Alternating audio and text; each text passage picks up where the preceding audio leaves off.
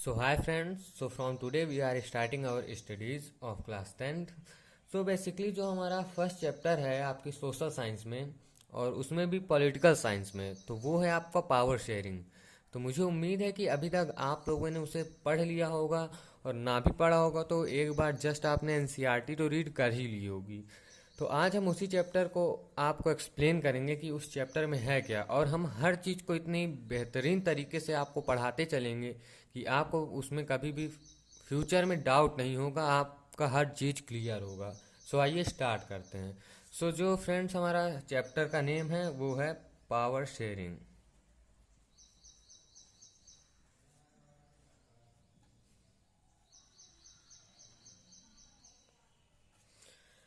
So friends हमारा इस chapter में जो बेसिकली है ये हमको दिखाया गया है कि ये जो पावर शेयरिंग होती है ये क्यों एसेंशियल है, और ये पावर शेयरिंग क्या है, और ये हमको टू स्टोरीज के बेसिस पे बताया गया है। मतलब ये जो हमारी टू स्टोरीज हैं वो अबाउट टू कंट्रीज हैं, कि मतलब कैसे हमारी दो कंट्रीज में पावर शेयरिंग हुई या फिर ना हुई, फिर उनका उन कंट्रीज पे क्या इम्पैक्ट हुआ, फिर इसी पे हमको बताएगा लास्ट में कि ये हमारे लिए गुड है बैड है और कैसे हम इसको कर सकते हैं, और बहुत सी चीज़ें। तो आइए स्टार्ट करते हैं।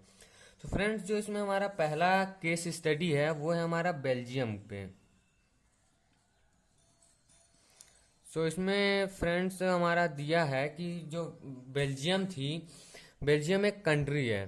तो वहाँ पे क्या था हमारा कि वो जो है टू पार्ट्स में डिवाइड थी कंट्री।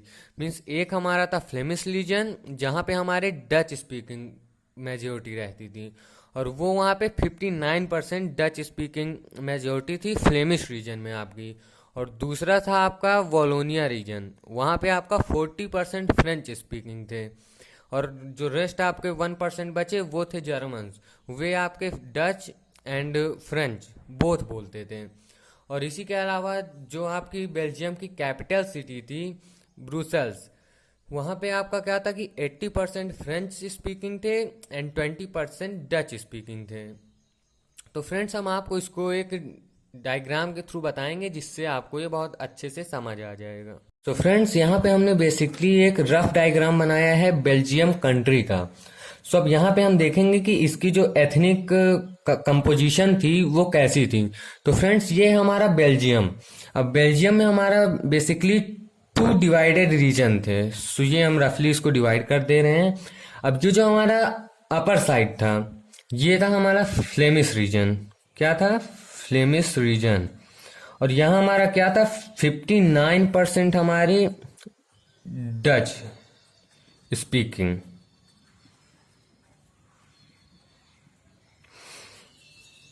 और ये जो हमारा नीचे वाला हिस्सा था ये था हमारा वोलोनिया रीजन। आप इसको फुल लिखिएगा, ये मैंने आपको जस्ट समझाने के लिए बताया है। और यहाँ पे आपकी जो पॉपुलेशन थी वो 40% जो यहाँ की पीपल थे वो फ्रेंच बोलते थे, फ्रेंच स्पीकिंग। और ये इसी होल में आपका जो 1% पीपल थे वो थे जर्मन्स, और ये आपकी बोथ बोलते थे French and well as Dutch. अब जो यहाँ पे आपका था ब्रुसेल्स, जैसे इंडिया का कैपिटल दिल्ली वैसे बेल्जियम का कैपिटल ब्रुसेल्स। अब ये यहाँ पे आपका हो गया Brussels.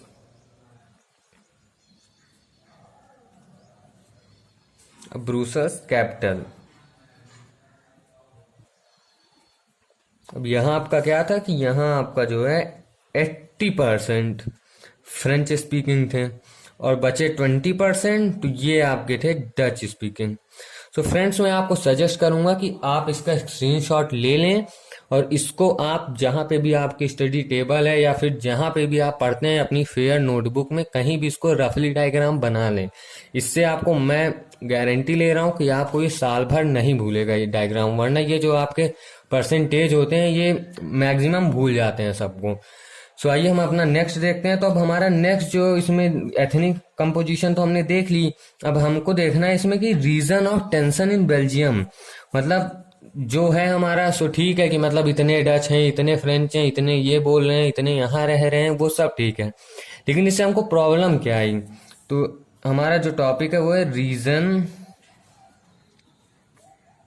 Of tension in Belgium.